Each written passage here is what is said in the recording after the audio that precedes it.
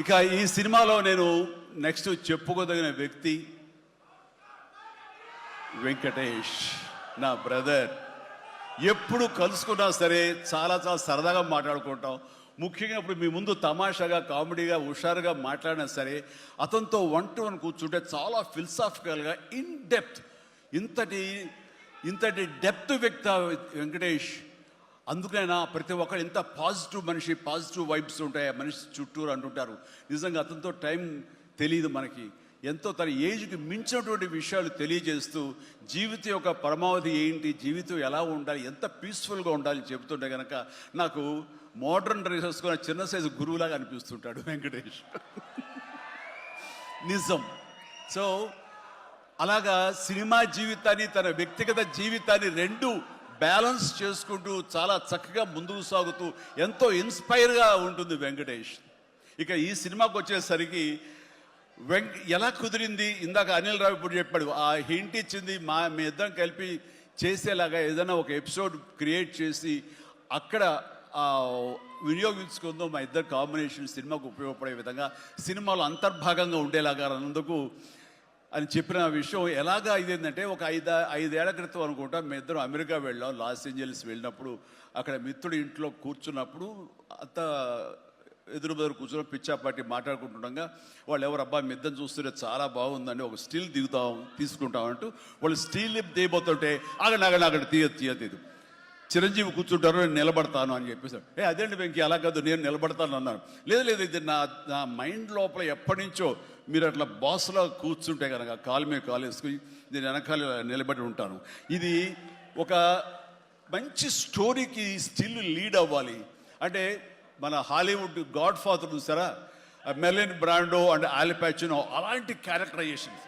వెంకీ నువ్వు వెళ్ళి వాడు నరుకురా అంటే నువ్వు వెళ్ళి మ్యాసకర్ నరికి వచ్చేస్తారు.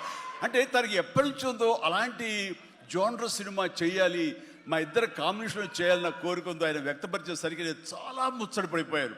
అదేవిధంగా స్టిల్స్ కూడా మేము దిగాము, అది ఎవరు లీక్ చేస్తారో నేనైతే లీక్ చేయలేదు, అది బయటకు వెళ్ళిపోయింది ఆ స్టిల్స్. అండ్ అలాగా అది నా మైండ్లో పడేసరికి అప్పటి నుంచి ఈ అవకాశం ఈ సినిమాలో వస్తుంది. ఆల్రెడీ వెంకీతోటి తన మంచి సినిమా ఇచ్చాడు అనిల్ రావుపూడి, తను మాత్రమే ఇద్దరిని జస్టిఫై చేయగలడు, ఇద్దరికి న్యాయం చేయగలడు అనే ఉద్దేశంతో నేను తనకి హింట్ ఇచ్చినందుకు దాన్ని అత్యద్భుతంగా డిజైన్ చేశాడు. ఎలాగంటే ఇద్దరు మామ దీంట్లో చెప్పలేవే లీక్ చేస్తాను భయంగా ఉంది, ఎందుకంటే ఇలా వదిలేస్తే మొత్తం స్టోరీ అంతా డైలాగ్ చెప్తాను నేను, అది బాగుండదు.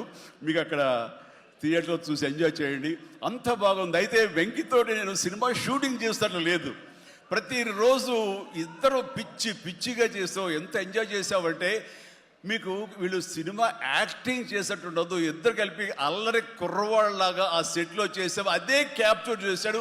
అది బాగా పండుతుంది. రేపు మీరు కూడా థియేటర్స్లో దాన్ని మీరు ఆస్వాదిస్తారు, డెఫినెట్గా ఎంజాయ్ చేస్తారు. అండ్ డెఫినెట్లీ లాస్ట్ ఫేజ్ వచ్చేసరికి సినిమా ఎక్కడికో లేచిపోతుందంటలో ఎలాంటి సందేహం లేదు. అండ్ ఆ రకంగా ఈ సినిమాకి తన వంతు పార్ట్గా, తన వంతు బాధ్యతగా తను ఒప్పుకున్నందుకు, మేము అడిగినందుకు తను ఒప్పుకున్నందుకు ఈ సినిమాకి పూర్తి స్థాయి న్యాయం చేసి ఈ సినిమా మరో లెవెల్కి చేరుకోవడానికి దోహదపడిన వెంకటేష్కి మనస్ఫూర్తిగా సభాముఖంగా నా ధన్యవాదాలు చెప్తాను. ఏంది వెంకీ అంత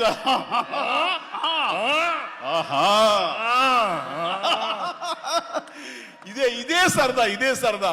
అండ్ నేను చాలా చెప్పను కానీ సినిమా చూస్తే కనుక నేను ఎంత చెప్పినా సరే తక్కువే అవుతుంది, మీరు ఎంత ఊహించుకున్నా సరే అది తక్కువే అవుతుంది. సినిమా చూడండి.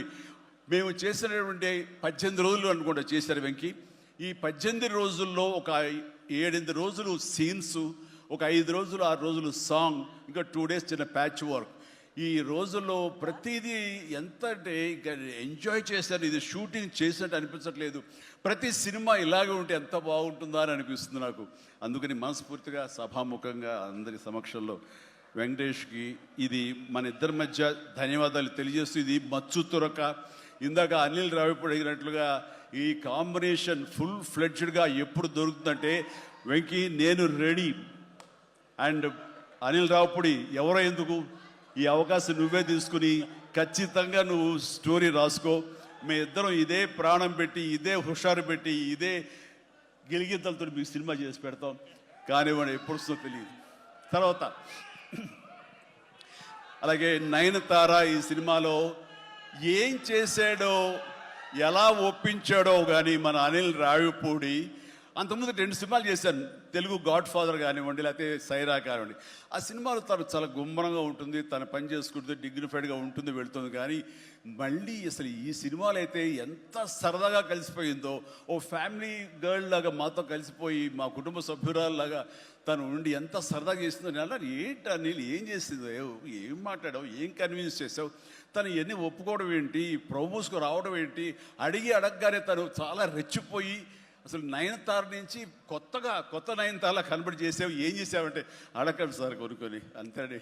అంటే నా ఉద్దేశం అటు ఇటు తిరిగేదిలా. ఏం చేశాడో తెలియదు కానీ డెఫినెట్లీ ఆ అమ్మాయి అంత ఇష్టపడుతుంది.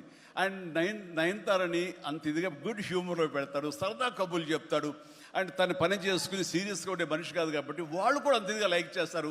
కాబట్టి తను ఏది అడిగినా వెంటనే ఎలాంటి ఇన్హిబిషన్ లేకుండా వాళ్ళు ఒప్పుకుంటారు. అదే జరిగింది, అంత గుడ్ హ్యూమర్లో పెట్టాడు కాబట్టి ఈ సినిమాకి ఆ అమ్మాయి యాడెడ్ అట్రాక్షన్ అయ్యింది. నయనతార ఇందులో కనిపించిన తీరు కానీ, తను చేసిన విధానం కానీ, ఆ సోఫిస్టికేషన్ యాక్టింగ్ కానీ, భారీగా తను నటించి మెప్పించింది కానీ వావ్ బాగుంది. అంటే ఆ అమ్మాయే లేకపోయి ఉంటే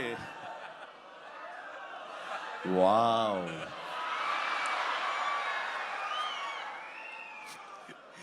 ఇది కూడా క్యాప్చర్ చేస్తాడు. ఈ వావ్ ఎక్కడొస్తుందో మీకు సినిమా చూస్తే తెలుస్తుంది. లీక్ చేసేసాను. All right.